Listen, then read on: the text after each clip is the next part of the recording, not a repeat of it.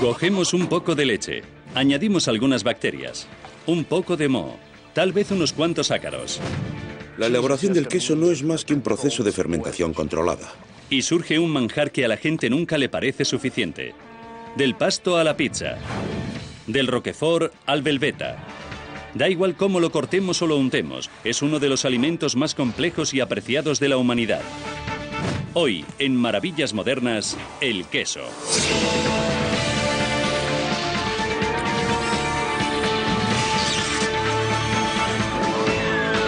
Maravillas Modernas, el queso.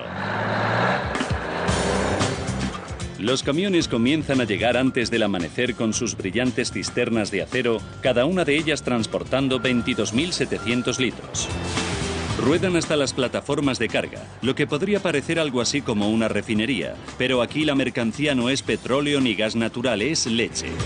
Esta es la central lechera de Alto, en Waupun, Wisconsin. Un día típico. En la fábrica han entrado aproximadamente 1.750.000 litros de leche, unas 70 cisternas. Cada día la central lechera de Alto procesa 1.750.000 litros de leche y los convierte en 180.000 kilos diarios de queso. El 90% de la leche producida en Wisconsin se destina a la producción de queso.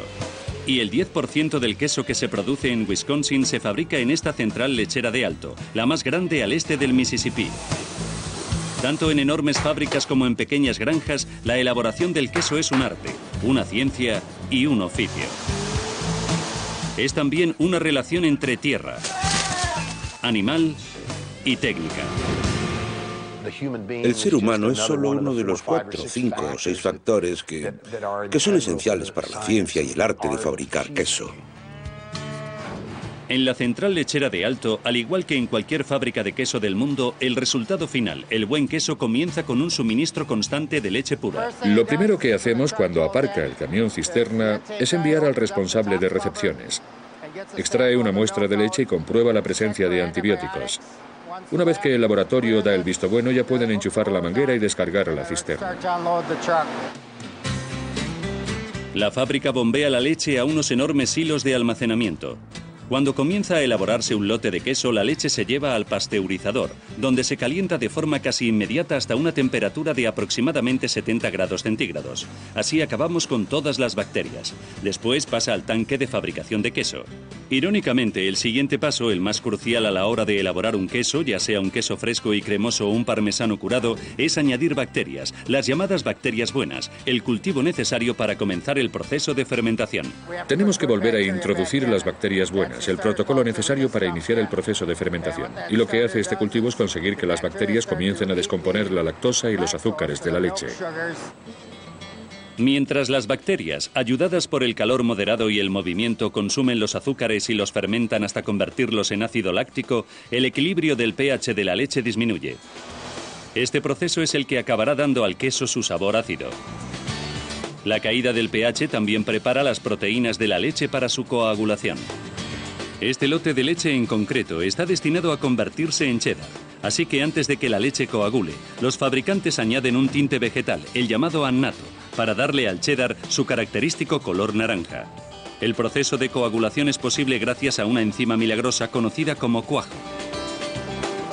Aunque los fabricantes de queso de hoy en día suelen utilizar cuajo sintetizado de fuentes vegetales, originalmente se extraía de las paredes estomacales de animales rumiantes como la vaca o la oveja. En tan solo 30 minutos, una simple llovizna de cuajo convierte la leche que contiene este enorme tanque en una masa de consistencia similar al yogur. Para 25.000 kilos de leche estamos utilizando unos 2 kilos de cuajo. No hace falta mucho. Unos cuchillos automáticos separan a continuación con exquisito cuidado la porción sólida, la cuajada, y expulsan el líquido, el suero. Este es otro proceso universal en la elaboración de queso, tanto en grandes centrales como en pequeñas granjas. El tamaño de las cuajadas determinará la textura y el contenido de humedad del queso. Cuanto más fina sea la cuajada, más suero expulsa. El cheddar se corta muy fino, lo que al final acaba resultando en un queso seco y sólido. Luego lavamos la cuajada. La temperatura desciende y las bacterias se ralentizan.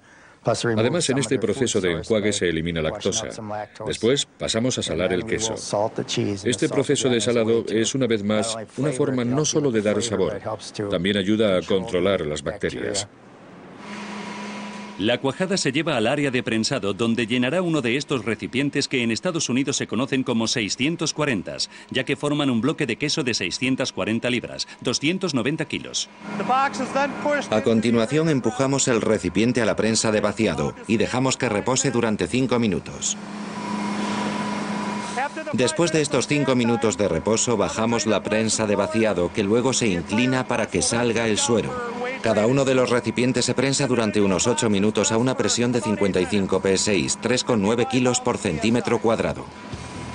Esta máquina hidráulica es una versión industrial de la prensa de queso, la sencilla herramienta utilizada durante miles de años por los fabricantes de queso para dar forma a la cuajada y extraer el suero. Los moldes se vuelven a presurizar en una cámara de vacío. Con el paso del tiempo, la pieza de cuajada se funde hasta convertirse en lo que ya podremos reconocer como queso cheddar. Mientras tanto, en el interior del queso, el cultivo de bacterias continúa descomponiendo los azúcares de la leche, convirtiéndolos en ácido láctico, y las proteínas en compuestos volátiles de marcados sabores. Un proceso que gradualmente va dándole al queso su sabor. Y en esto consiste el proceso de fermentación controlada para la elaboración del queso, en conseguir que todas estas moléculas vayan rompiéndose en moléculas cada vez más simples para que el queso pueda cobrar vida. La mayor parte del proceso de curado tendrá lugar fuera de las instalaciones de la central lechera de Alto, que madura sus cheddars en recipientes de frío durante tan solo 10 días antes de transportar estos enormes bloques a sus clientes mayoristas.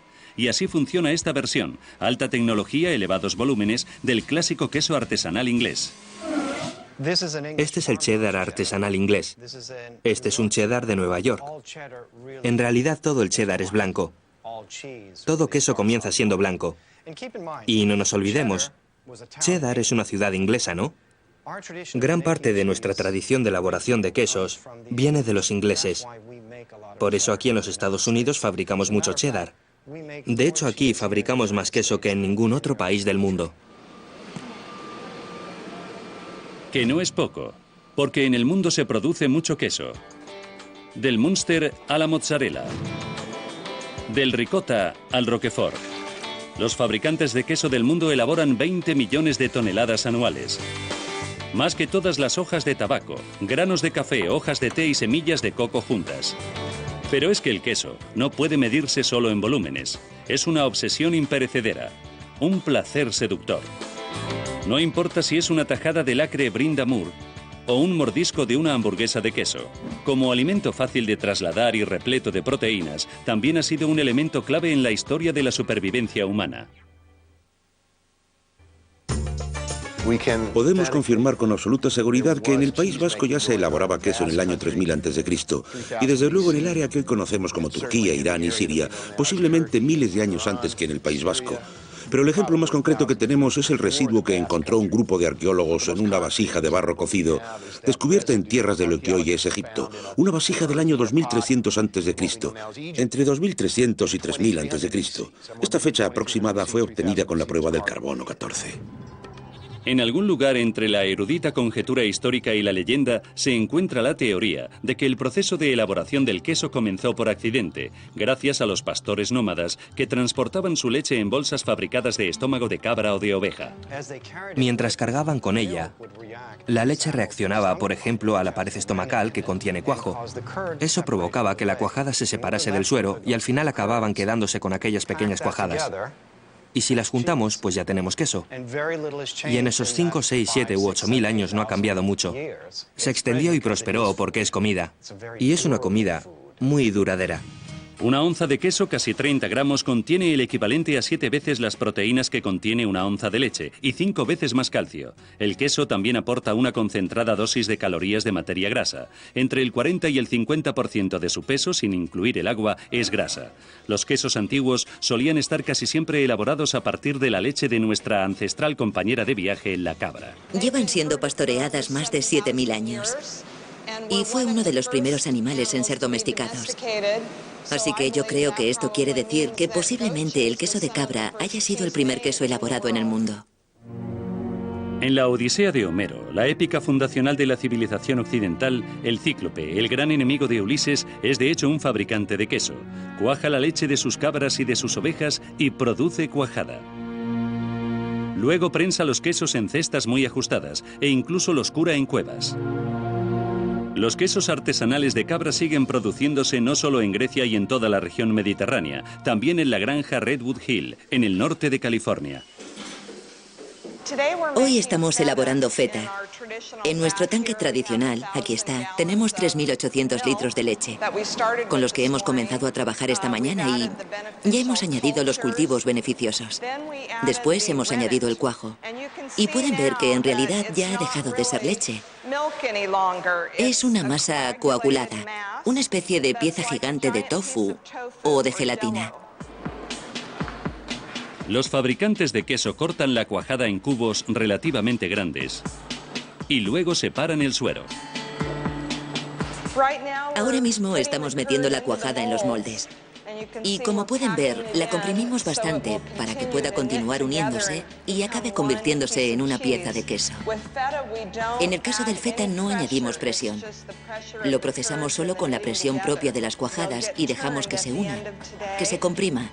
Al final del día le damos la vuelta para que pase la noche drenando. Y después, mañana por la mañana, se introduce en agua de mar.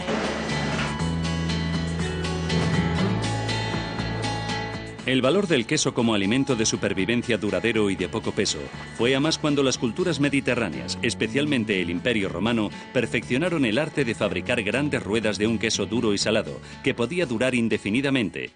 Y además, eran fáciles de transportar. Había que alimentar a un montón de centuriones y de soldados romanos, y el queso era parte fundamental de su dieta. Así que los romanos, fueran donde fueran, se llevaban rebaños de vacas o de cabras o de ovejas, o robaban las que encontraban al llegar a su destino, las ordeñaban y fabricaban queso. El queso romano más preponderante ha sido siempre, y sigue siendo, un queso de oveja seco, aceitoso y muy duro, que llamamos romano pecorino. Y es un queso elaborado con leche de oveja de la zona de Roma. Otros grandes quesos duros italianos, como el Grana Padano o el Parmesano Reggiano, llevan elaborándose sin descanso durante 1000 años, y posiblemente más. Pero los romanos no fueron los únicos que fabricaban enormes ruedas de quesos duros curados. Ya en el siglo XI, los rebaños de vacas pasaban los veranos en los altos prados de los Alpes suizos, rumiando sus dulces hierbas de montaña y produciendo finalmente unos grandes bloques de quesos duros, como el gruyère, vitales para sobrevivir al largo y duro invierno. Los suizos llevan por lo menos 1000 años elaborando el gruyère de forma continua. Pero su mayor invento estaba lleno de agujeros. ¿Por qué tiene agujeros el queso suizo? ¿Y cómo es posible que unos monjes medievales con cierto aprecio por la bebida creasen algunos de los mejores y más malolientes quesos del mundo?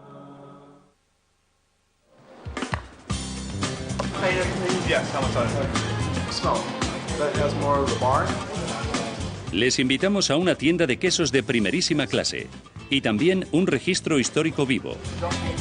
Una olorosa biblioteca con los grandes quesos del mundo reunidos en toda su gloriosa excentricidad. No importa si es en la agradable Beverly Hills Cheese Store. Lo conseguimos. Un aplauso para el Burgundy. O en el bullicioso mercado de Fairway, a 5000 kilómetros de distancia en Nueva York. Le estoy preguntando si este San André está en su punto. Si no está en su punto, no lo saco al escaparate. ¿Seguro? Los comerciantes de quesos Steve Jenkins y Norbert Wabnig llevan más de 30 años introduciendo a los estadounidenses en los quesos tradicionales europeos. ¿Qué más le apetece hoy? ¿Qué hace con ese aburrido trozo de brie?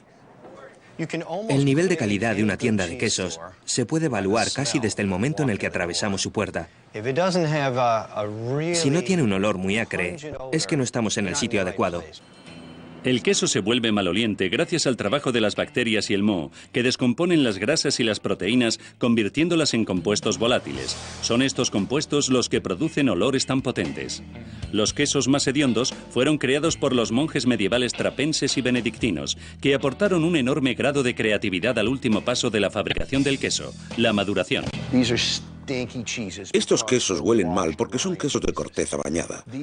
Los monjes, que habitualmente elaboraban quesos de leche de vaca, se dieron cuenta de que al frotar la superficie del queso con agua, con salmuera, con vino, con cerveza, con brandy o con zumo de uvas, alimentaban a las bacterias que estaban en la superficie de ese queso. Bacterias que se formaban de forma natural a partir del aire y de la leche de su interior. Los monjes actuaron como puente entre el mundo antiguo y el mundo medieval y mantuvieron vivo el proceso de fabricación del queso. Pero no solo eso, realmente lo convirtieron en un arte. Este es un queso tradicional trapense elaborado literalmente por monjes trapenses. Se llama Mont des Cats y es lo más cercano a la receta original que podemos encontrar. Y posiblemente los monjes acompañan este queso con carnes secas, un montón de cerveza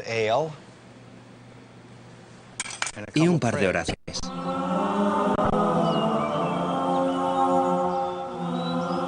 Los trapenses y otros quesos monásticos que datan de fechas tan tempranas como el siglo VI son el alimento masculino supremo, una comida diseñada para acompañar a una cerveza tremendamente fuerte. Con un queso fresco hubiese bastado. Hubiese acompañado perfectamente a esas cervezas. Un queso duro como una piedra, un queso terroso no acompañaría tan bien. Se les ocurrió una receta con la que el queso olía muy fuerte, se deshacía y estaba tremendamente delicioso. Una receta que podía estar a la altura del pan negro y de aquella cerveza tan fuerte. Aquellos fueron tiempos de grandes apetitos. Otro legado de la receta trapense es el célebre y oloroso queso Limburger. En la cooperativa quesera Chalet, en Wisconsin, el maestro quesero Myron Mason fabrica Limburger con la compañía durante más de 6 años. Una vez formada la cuajada se sala a mano. Después se envía a un sótano de maduración, donde coge esa mancha bacteriana su sello característico. Lo que estamos haciendo es añadir agua con bacterias a la superficie del queso. Es una mezcla de agua y sal en unas telas especiales para recoger todas las bacterias. Y lo que está haciendo ahora es las bacterias comienzan a desarrollarse y descomponen las proteínas del queso. Esto hace que pase de ser un queso muy ácido, un queso que se desmenuza muy fácilmente y lo convierte en un queso blando. La parte exterior del queso se ablanda y va trabajando hacia el interior. El Limburger no es necesariamente el más maloliente de los quesos de corteza lavada, pero tal vez sí sea ese tipo de aroma que la gente no olvida. La Brevibacterium del Limburger, una bacteria gram positiva, es una de las principales responsables del olor corporal humano. La cooperativa quesera Chalet lleva desde principios de los 90 consiguiendo que se propague el mismo cultivo bacteriano en las planchas de pino de sus bodegas de curado. Hoy es la única compañía de los Estados Unidos que elabora Limburger. Pero a principios del siglo XX, el Limburger era inmensamente popular. Sé que hubo épocas en las que se consumían unos 4,5 millones de kilos de Limburger al año. Nosotros estamos fabricando 450.000 kilos y es suficiente para todos los norteamericanos. Si piensan que el olor bacteriano es una forma algo desagradable de madurar el queso, quizá lo mejor sea que se mantengan alejados del mimolet, un queso con una corteza mimolet, un queso con una corteza con las células muertas y excrementos de los ácaros del queso. Este es un mimolet. Era el queso preferido de Charles de Gaulle. Y al darle la vuelta, permitimos que los ácaros entren a comerse la corteza. Esta es otra tradición. Y sí puede llegar a tener, evidentemente, cierto efecto sobre el sabor. Extrañamente, este queso es bastante suave. Podríamos decir que está más o menos entre un cheddar y un Edam. El moho es un organismo utilizado mucho más frecuentemente en el proceso de maduración del queso. La corteza blanca de los grandes quesos blancos maduros como el brie y el camembert, todo moho. Pero adelante, pruébenlo. El moho de un queso está cuidadosamente procesado. Nada que ver con el moho que podría desarrollarse en un sótano húmedo. Los franceses llevan muchos años acompañándonos y han comido moho casi a diario. Estos quesos de cabra de corteza semi-enmohecida y vellosa, conocidos como crotán y camellia, de la misma familia que el brie, están en pleno proceso de maduración en las instalaciones de la granja Redwood Hill. En una etapa más temprana de su proceso de fabricación, Jennifer Weiss añade a la leche Penicillium candidum, un moho blanco y velloso. Durante la etapa de maduración, el moho, que necesita aire para vivir, se traslada a la superficie del queso. Los quesos se voltean para que la gravedad distribuya la grasa de la mantequilla de manera uniforme. Esta es la sala de maduración. Aquí maduran los camellia. Y ahora pueden ver que podemos ver el desarrollo del Penicillium candidum. El moho va creciendo sobre la superficie del queso y luego pasa a trabajar desde la parte exterior hacia la interior. Por eso, en el caso del camembert o en el del brie, los bordes están más blandos, menos cuajados, y el moho va trabajando hasta que todo el corazón interior del queso está también maduro y más blando. Los quesos de corteza enmohecida más conocidos son los de las variedades de vena azul como el Stilton inglés, el Gorgonzola italiano y especialmente el Roquefort francés. Este legendario queso azul, elaborado con leche de oveja, se madura en las cuevas naturales de Roquefort. Después, el moho se añade con agujas. El Roquefort es un queso azul que se fabrica en la región de Auvergne, en Francia, a partir de leche pura de oveja y que luego se madura en las cuevas de Roquefort. En un momento determinado se lleva a cabo el picado del queso. Las piezas se pican con agujas que luego se extraen, dejando abiertas unas galerías que permiten la entrada de oxígeno para que el queso comience a hacerse. Es un moho especial azul llamado Penicillium Roquefort. El Roquefort es un queso único. Posee un sabor que ningún otro queso azul puede igualar. Otro queso excepcional, otro icono de los quesos, se conoce en los Estados Unidos con el sencillo nombre de suizo, pero sus creadores suizos lo conocen por otro nombre. Esto es un emmental. El emmental se fabrica en Suiza, en la ciudad de Mental. Los suizos elaboran uno, pero también existe otro que se hace al otro lado de la frontera con Francia. Pero este es el verdadero. Cuando sale de fábrica, la pieza pesa unos 90 kilos. Se lo están preguntando, ¿no? Muy bien. Entonces, ¿de dónde salen los agujeros? Lo que hacemos cuando comenzamos el proceso de elaboración del queso suizo es añadimos una bacteria especial, la llamada bacteria propiónica. La bacteria propiónica, que se genera en la leche de forma natural, se desarrolla con fuerza en salas de maduración muy cálidas.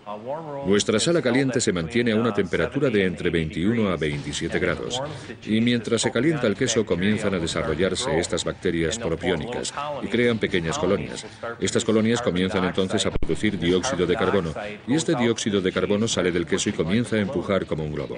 Cuanto más tiempo se mantiene en esta condición de calor, más colonias se desarrollan, y cuantas más colonias se desarrollan, más grandes se hacen los ojos. Esta bacteria también le da al queso el sabor que conocemos como sabor suizo. Y es que después de todo, el queso habla de sabor. Y para millones de amantes del queso, más no se puede pedir.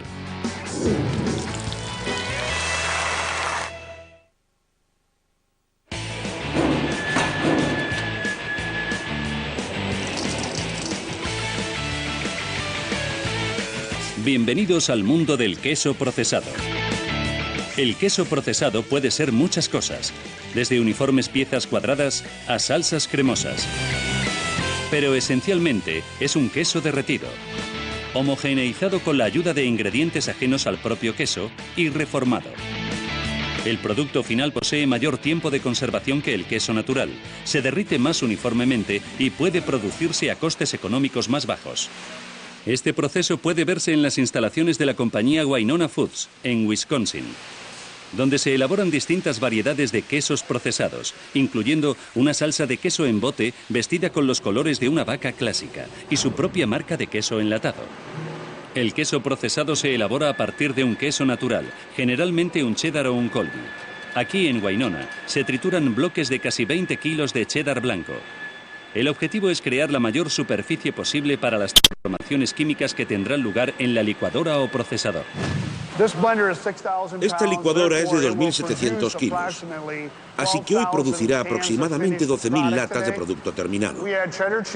Aquí añadimos queso cheddar, también añadimos emulsionante, suero en polvo, grasa y agua para que todo se combine hasta llegar a esta mezcla pastosa, que hará una mezcla homogénea o base de queso procesado. Los emulsionantes son el ingrediente clave para cualquier queso procesado. Son aditivos alimenticios que dispersan las grasas y evitan su separación de las proteínas, incluso en el proceso de derretido. Son los responsables de darle al queso procesado su textura suave.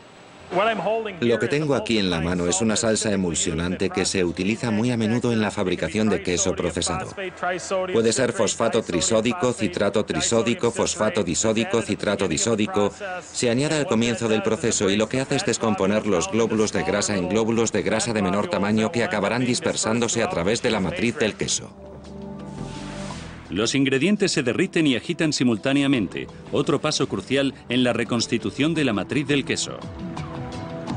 Y al cocinar se hace una masa casi plástica, una masa homogénea que en este momento alcanza temperaturas muy elevadas. A partir de ahora, el queso procesado se mantendrá suave y homogéneo. Y da igual si va a ser una salsa o una loncha, siempre tendrá una asombrosa capacidad para derretirse. El primer queso procesado fue introducido en 1915 por el hombre que más impacto ha provocado en la industria del queso, James L. Kraft. La carrera de Kraft comenzó en 1903 en Chicago, cuando invirtió el equivalente en dólares de 40 euros en adquirir un caballo y una carreta para vender queso a las tiendas de la ciudad. Pero Kraft no estaba satisfecho con el producto disponible en aquellos días. En el queso que se estaba produciendo en aquella época, no había gran consistencia en términos del sabor y la calidad. También había un problema importante con relación al poco tiempo de conservación del queso. En 1911, Kraft comenzó a experimentar con un queso esterilizado al calor que se podía vender enlatado, pero el proceso de calentado hacía que las grasas y las proteínas se separasen. Llegó un momento en el que Kraft se dio cuenta de que un removido constante y la utilización de emulsionantes solucionaba el problema. Pronto firmó un contrato para suministrar 2.700.000 kilos de queso no perecedero al ejército de los Estados Unidos en la Primera Guerra Mundial. Aquel fue un acuerdo importante porque de verdad ayudó a J.L. Kraft a desarrollar el negocio. El negocio se convirtió rápidamente en un imperio. En 1923, J.L. Kraft ya dirigía la mayor compañía fabricante de queso del mundo. En 1928, Kraft introdujo su suave y dorada loncha de queso procesado bajo el meloso nombre de Velveeta. Lo que convertía al Velveeta en único era el hecho de que el derivado del suero se volvía a introducir en el queso durante su propio proceso de elaboración. Y lo que descubrieron los científicos fue que se producía un queso con una textura excepcionalmente cremosa, pero además tenía una ventaja adicional, los beneficios nutricionales que aportaba el Velveeta. Increíblemente, en 1930, el 40% del queso que se consumía en Estados Unidos había sido producido por Kraft. Los ingenieros de Kraft también introdujeron todas las tecnologías importantes utilizadas para la fabricación de queso procesado, incluyendo la cocina de procesado continuo, que todavía se utiliza hoy en día. Como si esto no fuera suficiente, los científicos de Kraft también revolucionaron el sorprendentemente técnico arte de fabricar queso crema. En la década de los 40, Oscar J. Link inventó el proceso de separación por centrifugado, un proceso que nos ayudó a separar el suero del queso crema en 15 segundos, cuando antes necesitábamos horas. También desarrolló un excepcional proceso de calentado que nos permitía alargar el tiempo de conservación del producto final hasta los 120 días. El queso crema es un queso natural no procesado. Pero llegar a ese punto perfectamente cremoso no es fácil en absoluto, y se hace sin utilizar nata. La clave es utilizar bacterias para manipular cuidadosamente las cargas eléctricas presentes en la leche. Estas cargas que encontramos en la leche son todas cargas negativas, es decir, que la leche posee las suficientes cargas negativas. Y como bien sabemos, las cargas iguales se repelen, no les gusta estar cerca y se repelen entre sí. Es lo que las mantiene estables, y es también la razón por la que la leche se mantiene líquida sin llegar a convertirse en un gel, hasta que aparecen las bacterias y producen el ácido que transforma algunos de estos grupos de carga de la proteína en cargas positivas, momento en el que empiezan a atraerse las unas a las otras, a unirse. Cuando las cargas están equilibradas, la mezcla se espesa hasta llegar a un estado perfectamente cremoso, ni líquido ni firme. En ese mismo instante se calienta rápidamente, aniquilando las bacterias y formando queso crema. En 1940, Norman Kraft, el hermano pequeño de James, diseñó el excepcional sistema de enrollado en frío para fabricar un producto con el que llevaba años soñando, el queso en lonchas. El queso procesado calentado fluía hasta un gran cilindro refrigerado, lo que llamaban el rollo frío. Y entonces se creaba una lámina de queso procesado que se enfriaba muy rápidamente. Después cortaban esa lámina en lazos y entonces esos largos lazos se cortaban transversalmente en cuadrados con forma de sándwich, que después se juntaban en paquetes, generalmente de 8 lonchas. Y así se envolvían y se empaquetaban. Y suena muy sencillo, pero la verdad es que en aquella época fue un proceso tremendamente innovador. Este decisivo diseño sigue siendo el método utilizado hoy día para elaborar lonchas de queso procesado. Cuando el producto fue finalmente presentado en 1950, se convirtió en una sensación y poco después en un alimento básico. Su familiar mezcla de cheddar con ingredientes lácteos y no lácteos llegó hasta el punto de convertirse en lo que los estadounidenses conocen como queso americano. Hoy, las lonchas individuales de queso siguen siendo una considerable tajada del negocio de Kraft. Kraft produce anualmente unos 7.200 millones de lonchas de queso americano. Y según mis cálculos aproximados, si uniésemos todas estas lonchas en una sola loncha, podríamos decir que daría la vuelta al mundo unas 14 veces. Kraft's Cheese Whiz for dozens of cheese dishes and snacks fast. It's a brand new idea in food, entirely different from anything you've ever had before. En 1952, Kraft introdujo el queso Whiz, un queso de untar húmedo y al que se añadían estabilizantes. This tantalizing pasteurized processed cheese spread is grand in any sandwich. El queso Whiz se utiliza principalmente aquí en los Estados Unidos como un queso para untar, como salsa para verduras, patatas. Sobre todo se utiliza para acompañar al brócoli y las patatas. Con el transcurso de los años, el queso procesado también ha recibido ataques contra su imagen. Sus detractores argumentan que ha limitado el paladar norteamericano enormemente y que además ha hecho daño a los fabricantes de queso natural. Pero continúa prosperando. Incluso se ha ganado el reconocimiento de por lo menos uno de los grandes entendidos de queso del mundo. Yo he crecido con el Velveeta. Me encanta el Velveeta. Es decir, un refresco y un sándwich de manteca de cacahuete y una buena porción de Velveeta. Unos tebeos y yo con eso soy un chaval feliz. Para millones y millones de personas, la felicidad es una pizza caliente o una fresca ensalada caprese. ¿El secreto de la felicidad? Es el queso. Pregúntenselo a ella. Rápido. ¿Cuál es el queso más popular de Estados Unidos? ¿El cheddar? ¿El americano? Vuelvan a intentarlo. Correcto. Gracias casi por completo al eterno amor de los norteamericanos por la pizza, el en su día oscuro queso italiano conocido como mozzarella ha llegado a lo más alto.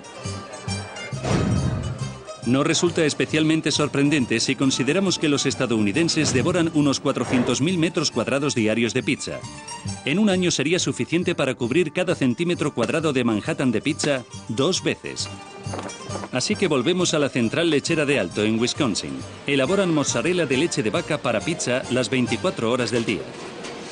Fabricamos aproximadamente 110.000 kilogramos de mozzarella al día. En términos anuales estaríamos hablando de algo más de 43 millones de kilos al año. Y por situarlo en términos relacionados con la pizza, todos los días producimos la mozzarella suficiente para cubrir 500.000 pizzas. La mozzarella es conocida como una pasta filata o queso de cuajada estirada. Un caldero calienta la cuajada a 58 grados centígrados derritiéndola y una fuerza mecánica constante tira de la cuajada derretida hasta convertirla en una masa elástica. Cuando abandona la mezcladora y el caldero, tiene una gran textura hebrosa. Y eso es lo que le gusta ver a la gente. La cuajada caliente se moldea en bloques. Para mantener la textura suave y hebrosa de la mozzarella, los bloques se introducen suavemente en un canal de agua fresca y salada. Este baño de agua salada de 4 horas detiene los procesos de cocinado y fermentación. Una vez fríos, los bloques de mozzarella se empaquetan y maduran durante más o menos una semana. Gran parte del queso pasa entonces por la máquina cortadora, hasta convertirse en una bolsa de 2,25 kilos. La próxima parada, un horno a 260 grados en su pizzería más cercana. Para elaborar una mozzarella ligeramente dorada y perfectamente elástica, los fabricantes de queso no solo deben derretir y estirar la cuajada, también tienen que guiar a las bacterias para que inicien el proceso de fermentación y descompongan las estrechamente unidas proteínas de leche llamadas caseínas, además del calcio. El calcio es el pegamento que mantiene unida la estructura de caseína del queso. Si no eliminamos parte de este pegamento con ácido durante el proceso de elaboración, durante la fermentación, las proteínas se mantienen firmemente unidas, ni se pueden estirar ni fluyen. Y si lo eliminamos todo, simplemente se deshace. Así que así es como lo cuantificamos. Colocamos una regla así. Separamos un poco de queso y vemos qué altura alcanza antes de que se rompa la última hebra, que está justo aquí. Han sido 33 centímetros. Vamos a volver a probar. Un poco más, 40 centímetros y medio. Así que tomamos cierto número de lecturas, sacamos la media, y esta media será la que nos ofrezca una lectura empírica para este horneado específico de pizza. Esto estaría bastante cerca de lo que mucha gente consideraría la pizza casi perfecta. Pero la única forma de saberlo de verdad sería conseguir que el ser humano la pueda probar, así que...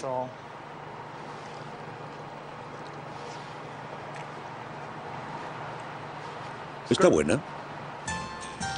La pizza está lista. ¡A por ella! Pese a la clamorosa popularidad de la pizza, la esencia de este extraordinario queso permanece fresca en la mozzarella di búfala. Saluden al búfalo de agua asiático. Este manso gigante, y no la vaca, es la fuente original de la mozzarella fresca auténtica.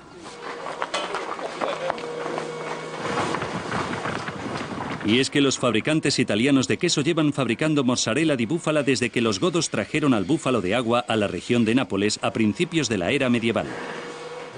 No conocemos el momento preciso en que comenzó la tradición, pero sí podemos decir que tenemos indicios de que hace por lo menos 1000 años ya existía la mozzarella de búfalo en agua, en la misma forma en la que la conocemos hoy en día. La leche de búfala de agua es apreciada por su sabor dulce, rico y ligeramente fuerte. Es perfecta para la mozzarella fresca, que a diferencia de la variedad de mozzarella para pizza, es un queso no curado y más húmedo. Un queso con más grasa destinado a ser disfrutado inmediatamente.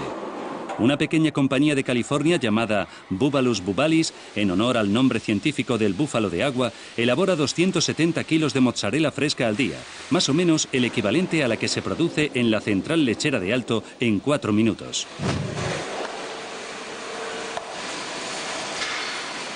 Una vez que la cuajada entra en el caldero, los instintos y el cálculo de tiempos del maestro quesero lo son todo. Le añade agua caliente a unos 95 grados centígrados para que la cuajada vuelva a hacerse suave y elástica otra vez. Luego añade sal y la estira hasta el punto en el que siente que está perfecta para convertirla ya en una bola. Los brazos automatizados del caldero están modelados a partir de unas manos humanas, las herramientas tradicionales para estirar y romper la mozzarella fresca. Y este es el momento preciso en el que se corta la mozzarella.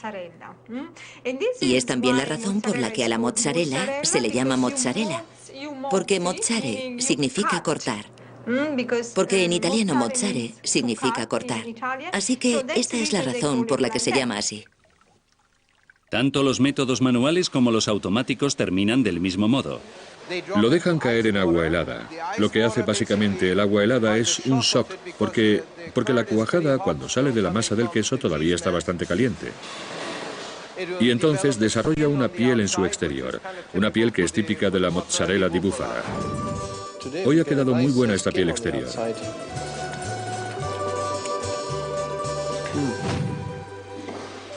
Búbalus bubalis también elabora su propio ricota de leche de búfala. El ricota es único entre el resto de quesos en el sentido de que está fabricado enteramente con suero desechado en vez de con cuajada. Este suero, el suero sobrante después de hacer la cuajada, todavía contiene una gran cantidad, evidentemente, de proteínas. Y este suero lo introducimos en un tanque separado, nuestro tanque de ricotta, y lo calentamos a 92 grados centígrados. Justo en ese momento añadimos un poco de sal y ácido cítrico. La proteína que está en ese suero volverá a coagular una vez más. Así que, básicamente, ese coagulante es el queso ricotta. Pese a que el ricota ya lleva siglos elaborándose con suero, una vez confirmado que el queso avanza imparable en un nuevo milenio de conciencia por la salud, la floreciente industria del suero comienza a prepararse.